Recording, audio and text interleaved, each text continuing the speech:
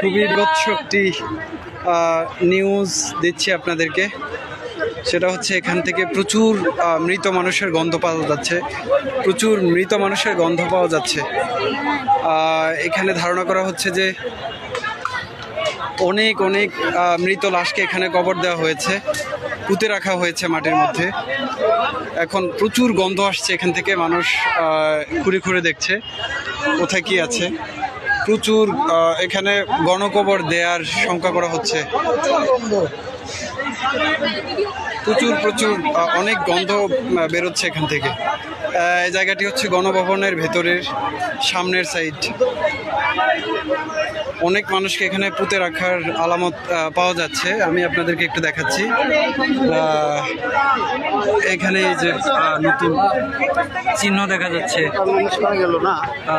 চিহ্ন দেখা যাচ্ছে যে এখানে গণকবরের চিহ্ন পাওয়া যাচ্ছে গণভবনের ভেতরে। প্রচুর মরা লাশের গন্ধ বেরোচ্ছে এখান থেকে।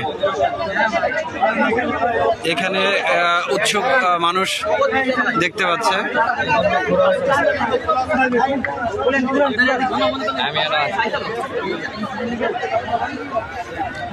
অনেক লাশের গন্ধ বেরোচ্ছে এখান থেকে।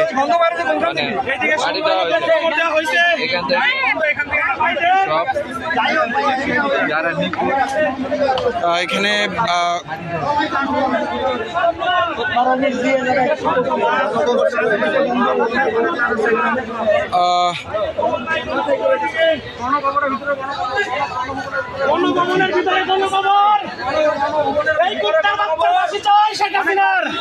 ভাই এখানে আপনি কি শঙ্কা করছেন? ভাই এখানে 1000 উপরে মানুষের গণকবর দেওয়া হয়েছে ভাই গণভবনে। জি, 1000-এর উপরে গণকবর দেওয়া হয়েছে। এই স্বৈরাচারী সরকার আমাদের ছাত্রদের গণকবর দিচ্ছে, সাধারণ মানুষের গণকবর দিচ্ছে। ওরা ফাঁসি চাই, ফাঁসি। ওর কুত্তার মতো বিদায় মারতে চাই আমরা জনগণ। বলার নাই। জি জি, ধন্যবাদ। ফাঁসি দেওয়া, ফাঁসি দিতে হবে ভাই। এখানে সবার দাবি একটাই, ফাঁসি দিতে হবে। জি, ইনশাআল্লাহ। জনগণের একটাই দাবি, সাধারণ মানুষের দাবি, আমাদের ছাত্রদের দাবি, সবার দাবি ফাঁসি চাই। আমরা আর কিছু চাই না, ফাঁসি চাই, ফাঁসি চাই, ফাঁসি চাই, ফাঁসি চাই। এই মুহূর্তে এখানে মানুষ ক্ষোভে ফেটে পড়ার মতো অবস্থা। প্রচুর গণকবরের সন্দেহ করা হচ্ছে এখানে গণভবনের সামনেই ভেতরে। তো এখান থেকে প্রচুর গন্ধ বেরোচ্ছে। এখানে টেকাই রায় হয়ে পড়ছে। এখানে চিহ্ন দেখা যাচ্ছে, অনেক নতুন কবরের চিহ্ন পুঁতে রাখা হয়েছে, পুঁতে রাখার চিহ্ন দেখা যাচ্ছে গণভবনের ভেতরে।